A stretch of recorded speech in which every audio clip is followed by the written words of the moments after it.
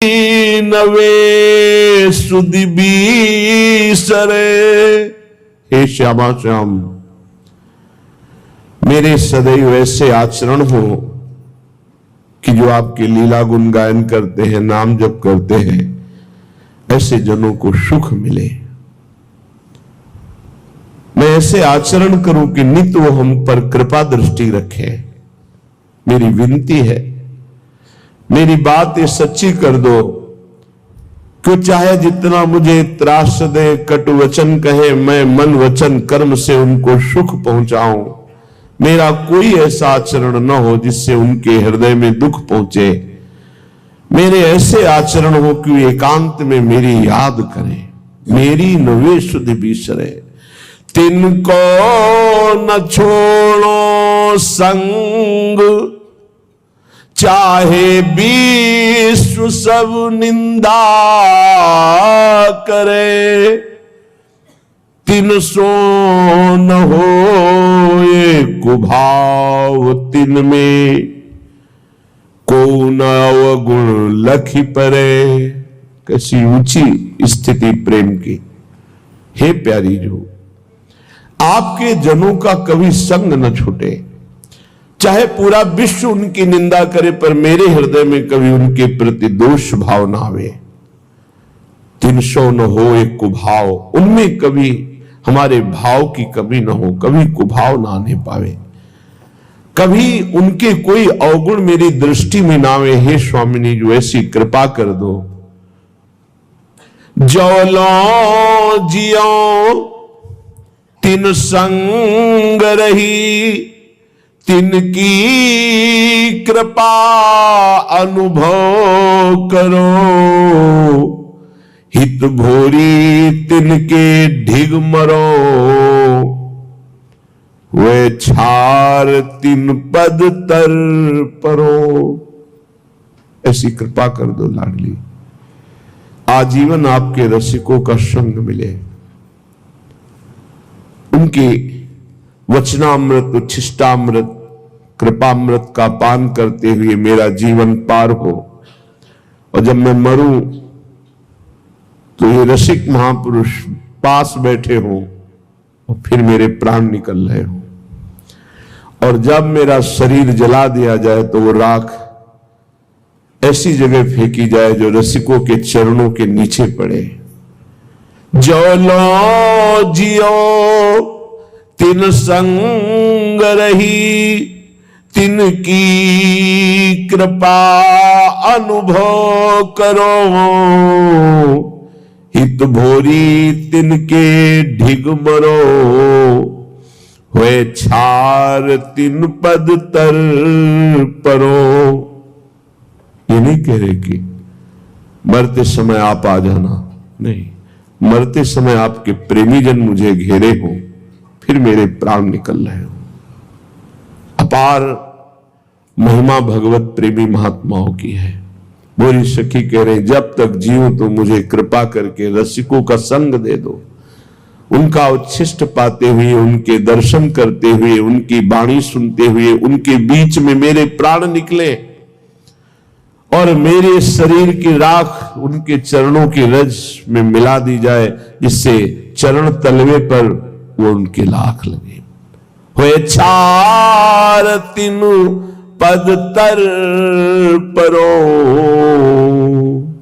श्याम श्यामा पद कमल संग शिरनायो।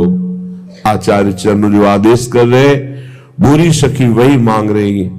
कभी भी किसी भी प्रकार से किसी भी भगवत प्रेमी महात्मा के प्रति हमारे हृदय में कोई दोष दर्शन न हो, वाणी से कोई दोष वर्णन न हो, शरीर से कोई दोषमयी चेष्टा न हो। मेरी ऐसी चेष्टा हो कि वो एकांत में मेरे ऊपर कृपा करते हुए चिंतन करे कि अरे मैंने ऐसा किया, ऐसा किया, ऐसा किया, फिर भी इसने कोई अपमानजनक वचन नहीं कहा, ये फिर भी क्रोधित नहीं हुआ, ये फिर भी श्रद्धाहीन नहीं हुआ। अब जो कृपा होगी वो श्यामा श्याम के गूढ़ प्रेम रस को प्रदान करने वाली होगी।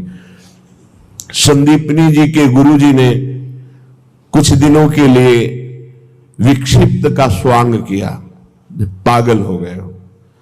लघुशंका ऐसे हाथ में करके फेंक देना, शिष्यों के ऊपर थूकना, ईंट मारना, धूल मारना।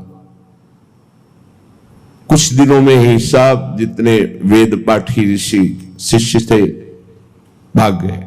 संदीपनी जी पूर्ण यथावत आज्ञा सेवा में वैसे ही जब स्वस्थ होने का श्वान किया कि अब स्वस्थ हो गया, तो उनका बेटा ये सब कहां गए और ऋषिजन ब्रह्मचारी जन? तो कहा भगवान आपकी ऐसी लीला थी कि वो सब भाग गए। क्या करता था, मुझे तो कोई शुद्ध नहीं। आप लघुशंका करके ऊपर उनके फेंक देते थे, थूक देते थे, ईंट मारते थे, ऐसा ऐसा। तो फिर सब आपको ऐसा जान करके वो चले गए। तो तुम क्यों नहीं गए? क्या तुम्हारे ऊपर मैंने ऐसा नहीं किया? बोले किया। क्यों नहीं गए? फिर गुरुदेव आपको स्नान कौन कराता, आपको भिक्षा मांग के कौन पवाता, इसलिए मैं नहीं गया कि मेरे गुरुदेव को कौन पवाएगा, मेरे गुरुदेव की सेवा कौन करे, इस समय जरूर मेरी आवश्यकता है।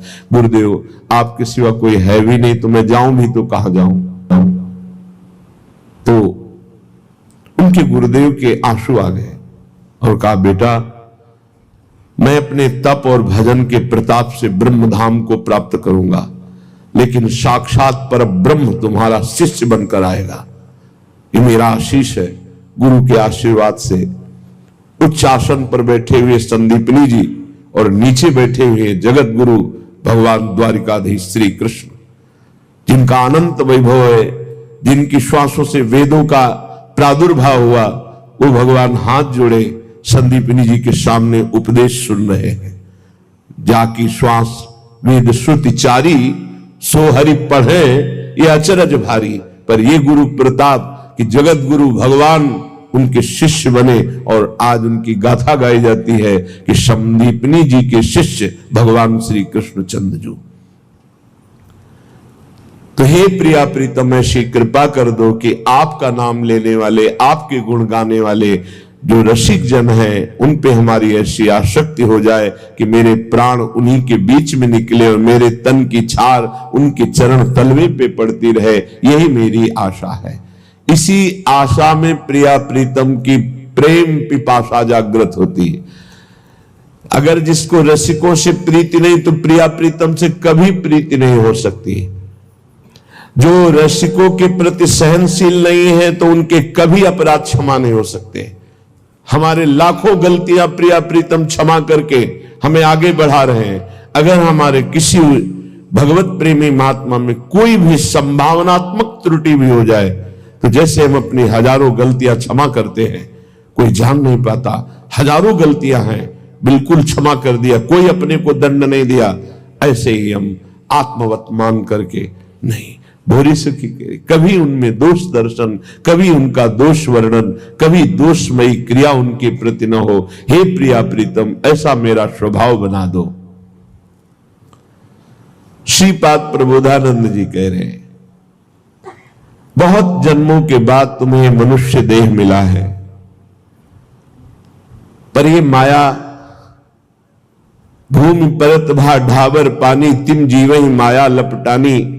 जैसे शुद्ध आकाश से बूंद जल का गिरा भूमि में पड़ते ही मलिन हो गया, ऐसे ही मां के गर्भ से जी ही प्रकट हुआ माया का प्रभाव उस पर आक्रमण कर दिया।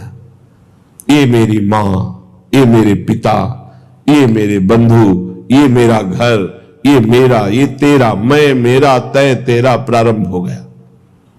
श्रीपाद कह रहे त्यक्त्वा सर्वान् गृहद्वार सकल, गुणालंकृत स्त्री सुतादीन।